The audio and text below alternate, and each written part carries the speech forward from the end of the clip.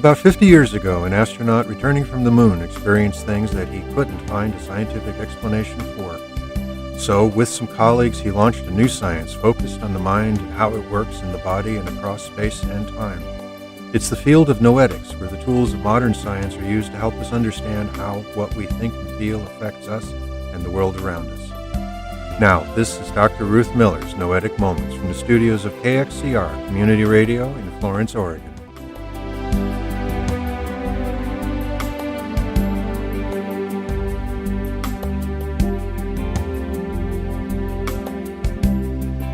This is Noetic Moments, where we explore the field of research that discovers what consciousness is, what it does, how it works, and how our lives could be very different if we understood it better. I'm Ruth Miller, a longtime student of consciousness, cybernetics, and anthropology, and through this series of programs, I'm introducing some of the people whose work has defined this field of research, and I'm explaining some of their ideas and experiments. I'll also explore relevant news items and answer any questions that you send to my email address, ruth@noeticmoments.org. That's Noetic, moments. Well, it's exactly a year since we started on this journey of exploring the research of scientists trying to understand what this consciousness thing is and what it does. We first looked back at what was done in the early 20th century, and lately we've been looking at what's being done now. From Sigmund Freud and Carl Jung, we learned that most of what goes on in the mind is not in our conscious awareness at all, but goes on in unconscious processes, and that our minds can be thought of as having three parts: what we're aware of, our personal awareness, what we aren't aware of that's keeping our bodies going, and also includes our fears and beliefs about potential threats and dangers, which we call the individual subconscious. And what we aren't aware of, that enlivens our beings and guides us in our actions, which we can call the individual superconscious. We learned from Charles Tart and others that we can change our state of consciousness and shift what aspects of our mind we are aware of, and also what we are capable of in any given moment. We learned from various neurologists that we can say where in the brain processes that direct the body actually are happening.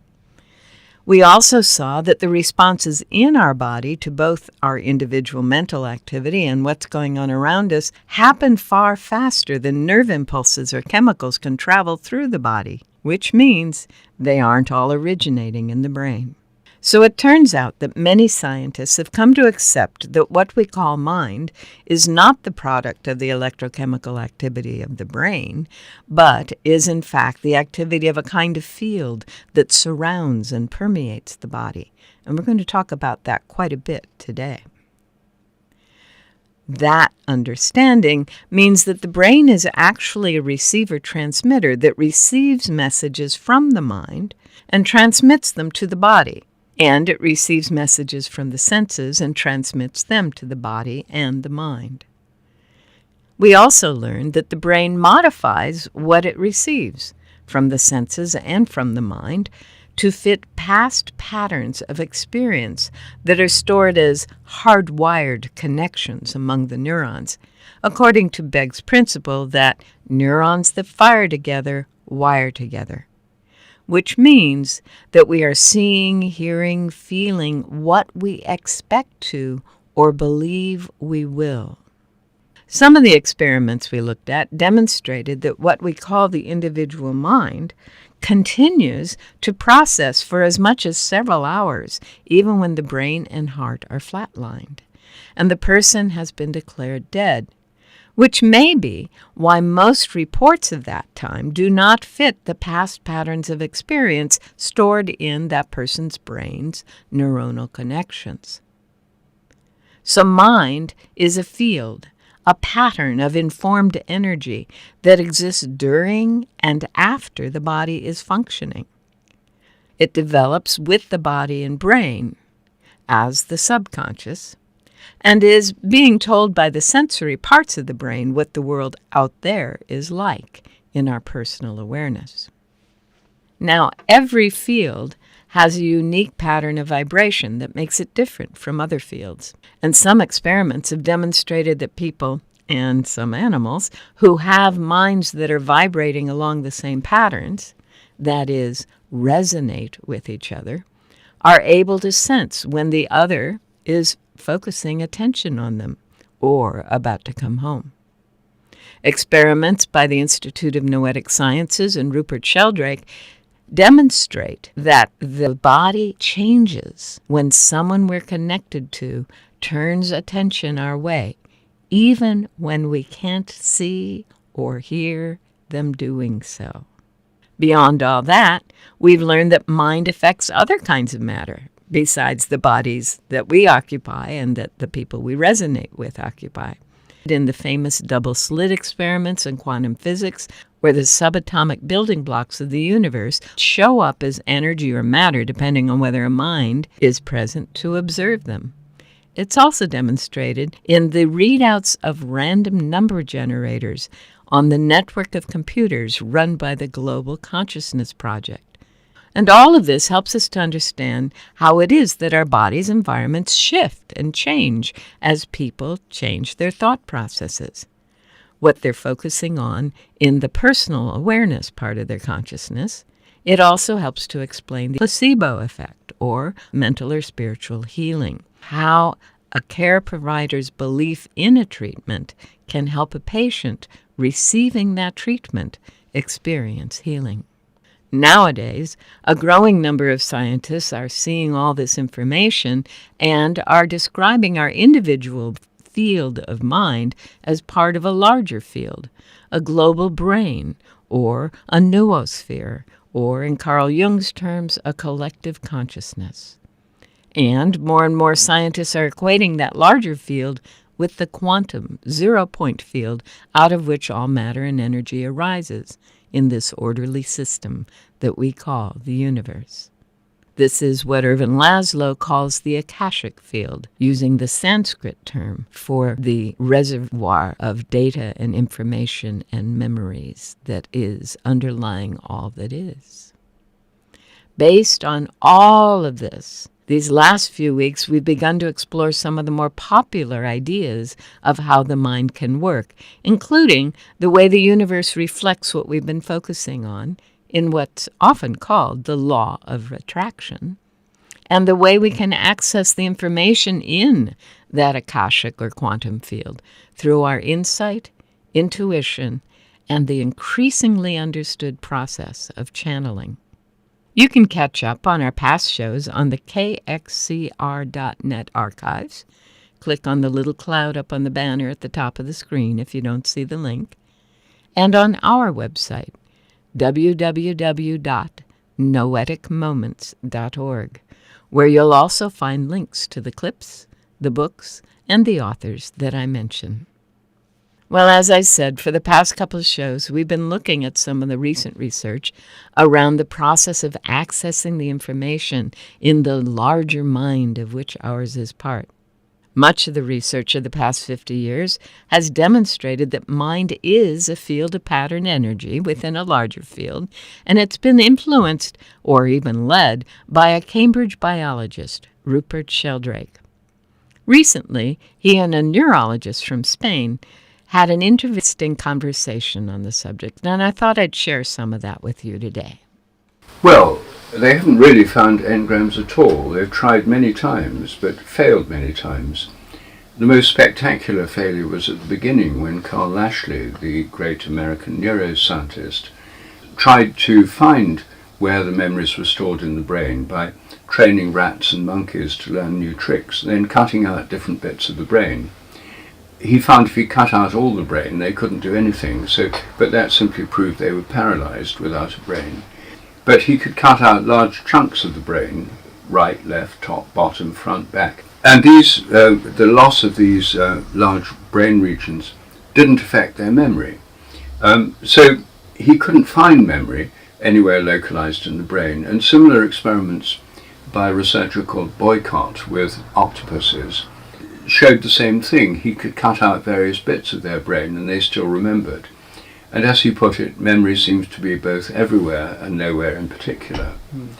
And Lashley's student, Karl Pribram, then took Lashley's results and reformulated them in terms of his holographic theory of memory storage, that memory is stored like in a hologram all over the brain, not being localized.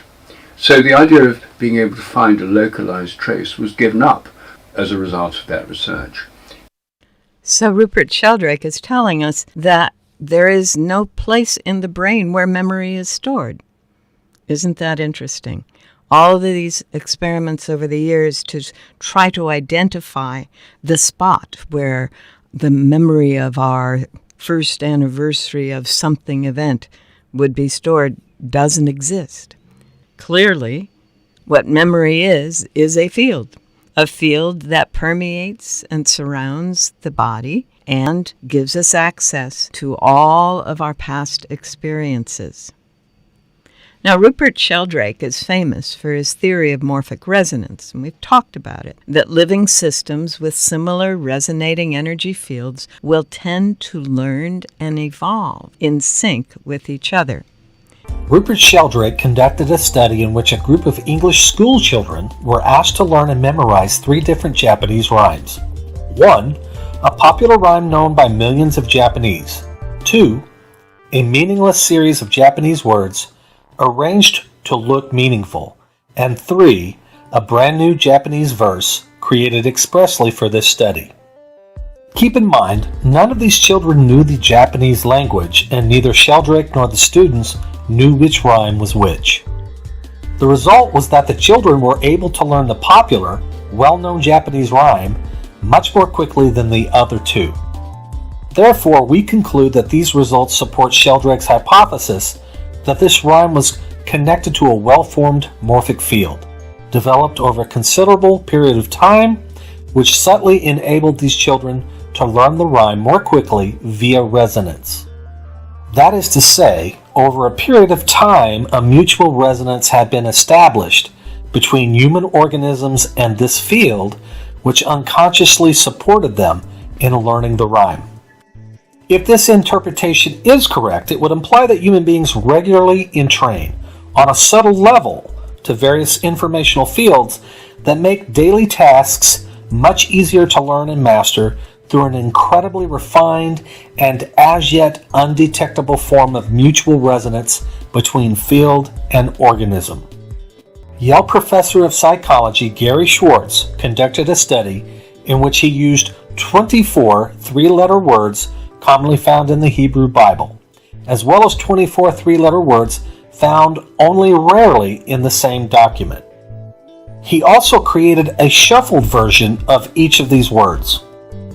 All of these Hebrew words were presented to subjects who were asked to rate each word in terms of how confident they were that they could guess its meaning. Students gave higher confidence ratings, nearly twice as high, for the common words than the rare words. So we conclude that although these students were unable to accurately guess the meaning of each word, their confidence ratings suggest that the common Hebrew words were indeed tied to highly developed morphic fields, built up over time through extended use.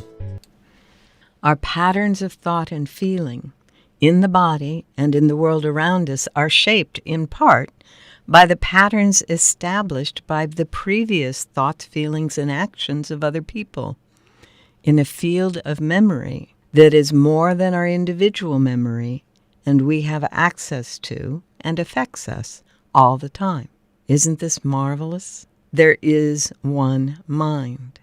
As Ralph Waldo Emerson, one mind common to all humanity, and each is an inlet and an outlet of the same. Now, one of the experimenters mentioned, Gary Schwartz, has gone on to do a number of other experiments involving access to the larger field around us. He's part of a movement, in fact helped to define the movement, called post-materialist science.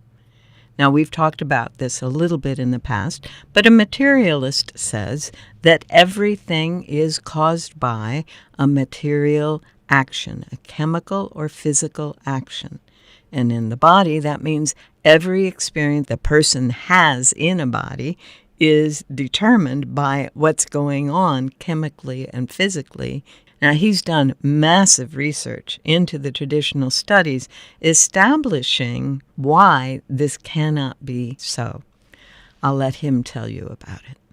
There are hundreds and hundreds of studies in cognitive neuroscience and emotional neuroscience, all of which presume, to quote, prove that mind and emotion are caused by the brain. However, and I would like to explain this, all of those studies, and there are hundreds if not thousands of them, use three basic kinds of procedures. And it's important for your listeners to understand it. Those procedures are correlation, stimulation, and ablation.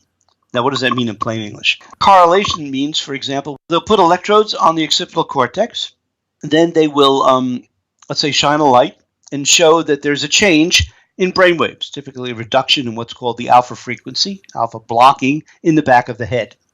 Moreover, if a person imagines a light, you see a reduction in the alpha frequency in the back of the brain. So the first thing is we observe a correlation between conscious experience and brain function. Secondly, you could do stimulation. So, for example, you can, if the brain is exposed in surgery, you can literally use electrodes to stimulate the brain, which has been done. Or you can now use external stimulators, so using a magnetism, focused magnetism, to stimulate portions of the brain. And if you stimulate the occipital cortex, people report seeing lights. Also, you can do what's called ablation. Now, typically, we wouldn't do that purposely in humans. You would do that in animals. But there are natural ablations, either due to unfortunate accidents or diseases, strokes, where particular areas of the occipital cortex are damaged. And you will find decrements, or if not blindness, in selective regions of one's visual perception. So those three factors, correlation, stimulation, and ablation, triangulate. They all point to the idea that the brain is creating consciousness. Now, why is that not sufficient to conclude that the brain causes consciousness? And the reason is really very simple. And I actually learned this when I was in high school and then started out my undergraduate education in electrical engineering. Because the same three criteria are used to determine how a television set is working. So, for example, you do correlations. You put an oscilloscope probe on a particular portion of a circuit, and then you look to see if the signals are correlated with what you see on the screen. Then you do stimulation. They're literally electrical stimulators, and you stimulate different parts of the circuit, and you look to see changes that occur in the visual part of the screen or the monitor. And then thirdly, you do ablation, meaning you cut wires or you remove integrated circuits, and you look to see what parts of the signal go away. But you don't conclude from those three procedures that the television set created the signal. We know that the television set is an antenna receiver for the signals. So in other words, although correlation, stimulation, and ablation are consistent with the idea that a TV set or a brain could be creating the signals, it's equally consistent with the idea that a TV set or a brain could be picking up signals from outside the system.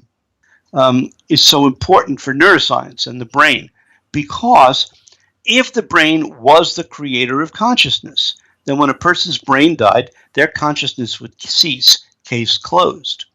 So Dr. Schwartz has developed protocols for doing the research that allows him to discover if the brain is not where consciousness is being created, what other ways can we tap into the source of consciousness? And this brings us to our book, The Living Energy Universe. Now, the book came out in 1999, and he actually co-authored it with Linda Russek, R-U-S-S-E-K. Now, in this book, The Living Energy Universe, a fundamental discovery that transforms science and medicine. Everything is alive and remembers. From the subatomic to the cosmic, from cells and ideas to souls and God, all dynamic systems have memory. Using the tools of science, University of Arizona scientists Gary Schwartz and Linda Russick demonstrate that everything in the universe is alive, eternal, and evolving. Schwartz and Russick usher the reader through new doorways to profound discoveries, says the blurb. It's published by Hampton Roads, as I said, in 1999. The table of contents is kind of cool. There is a foreword and a preface, and then the first part is called The Secret Journey to Universal Living Memory. Chapter 1, The Reluctant Believer. Dr. Schwartz was an electrical engineer. They're not inclined to think about things as being living in that way. And then we get preparing for the big journey. That is, what is it that led to actually beginning the studies? Part 2, a brief history of time, God, and memory. The first chapter in Part 2 is called SMILE. It's actually an acronym for a specific process. Chapter 4, the second chapter in this Part 2, is called From Dead Laws to Living Science. Chapter 5, Are Ideas Themselves Alive and Evolving? Chapter 6, Does Everything Remember? Part 3, Examples of Universal Living Memory. And they talk about, first in Chapter 7, the heart. Does the heart remember? Chapter 8, Does water remember? Does the soul remember? Is Chapter 9. Does the universe remember? Chapter 10. That brings us to Part 4, Implications of Universal Living Memory for Everything. And the Chapter 11 is the overall statement, the living energy universe. And then Chapter 12, Searching for Invisible Rainbows. Chapter 13, Eternal Memories and Eternal Love. Chapter 14, Is My Father Still Alive? The afterword is called What's Wrong with the Hypothesis? And the epilogue is Evolving Toward Integrity and Love. There's a technical report, actually 2 technical reports included in the appendix, having to do with the memory of dynamical systems and the ability of an electric current to carry information for crystal growth patterns. Of course, there's a bunch of wonderful comments on this book from a lot of the usual folks.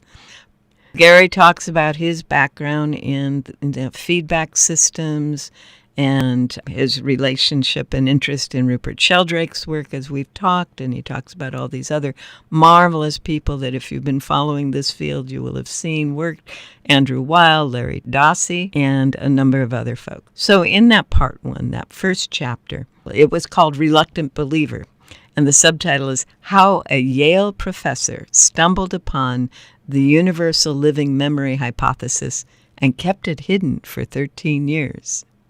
Reasoning is laid out in the first paragraph. In science, it is dangerous to propose novel ideas that challenge the foundation of accepted dogma. Scientists don't like to say that they hold certain beliefs dogmatically, but they sometimes do. And then the book is written as a dialogue between Linda Russick and Gary Schwartz. So Linda asks Gary Schwartz a question. Is my father Henry still alive? And she talks about this. Linda had a special relationship with her father. Then Henry's death launched Linda on a spiritual and scientific quest to discover if Henry's personal consciousness after physical death continued in some form. And of course, she read many, many, many books and talked to a lot of people. She asks him if her father is alive, and Dr. Schwartz responds, "Why would it make a difference to you what I think?" She says, "Because you're a serious scientist, and if you think it's possible, you probably have a good reason for saying so." Dr. Schwartz says, "I then confessed a secret. To tell you the truth, many years ago, when I was a professor at Yale University, I stumbled upon a hypothesis about how systems stored information that led me, in fact, it forced me, to entertain the possibility of the survival of consciousness after death. However, I haven't told anyone about this hypothesis because it's so terribly controversial. She said, "Really? What's the theory?" And so the book is the explanation of this process and goes on from there. It is a logical and reasonable and coherent description based on known conditions and qualities of matter and energy. Coming from an electrical engineering background and now a professor of psychology, surgery, and several other disciplines at the University of Arizona, is The Living Energy Universe, Gary Schwartz and Linda Russick as authors. The idea is that science and spirituality are actually integrated, and we're going to do a lot more with that over the weeks to come.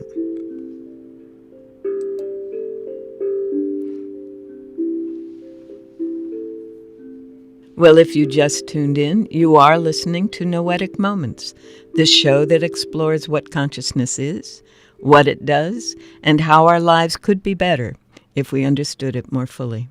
I'm Ruth Miller, and that sound tells me it's time to shift gears, look at what's going on in the world today, and what you, the listeners, are curious about.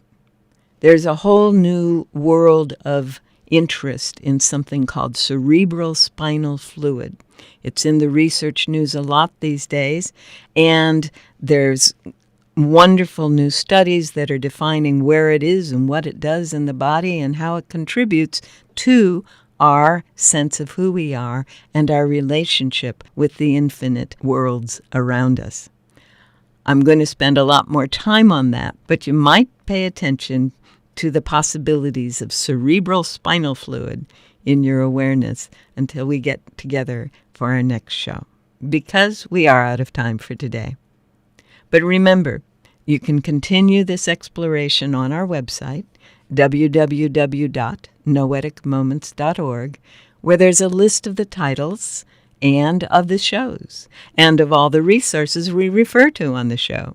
You can also send me your comments and questions, which I'll do my best to get answered the next time we're on the air. For now, thanks for joining me here on Noetic Moments, recorded in the studios of KXCR Community Radio in Florence, Oregon. And have a wonderful new year.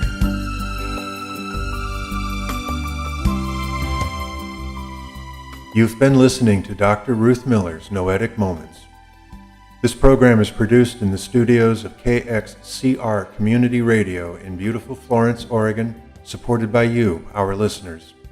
Our theme music is Tumbling Planets, composed and performed by Jeff Lovejoy. To hear this program again or learn more about Noetic Sciences, search our website, www.noeticmoments.org.